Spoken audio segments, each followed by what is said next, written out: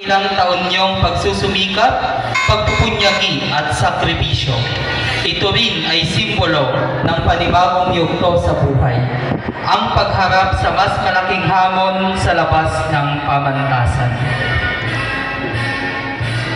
Kasabay ng inyong paghagis pa itaas, sa inyong mga putong ay ang paniniwala na kung gaano kataas ang inyong hagis, kalakip ang matibay na pananampalataya sa Diyos, ay ganoon din ang tayog ng tagumpay na inyong mararating. Ulitin namin, kung gaano kataas ang inyong paghagis, huwag lang sanang sumabit.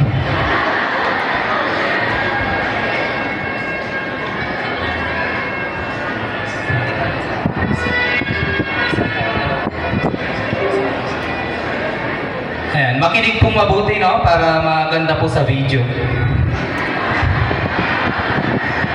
Ayan, sa bilang na 3 ay sabay-sabay niyong ihagis paitaas ang inyong mga putong. 1, 2, 3,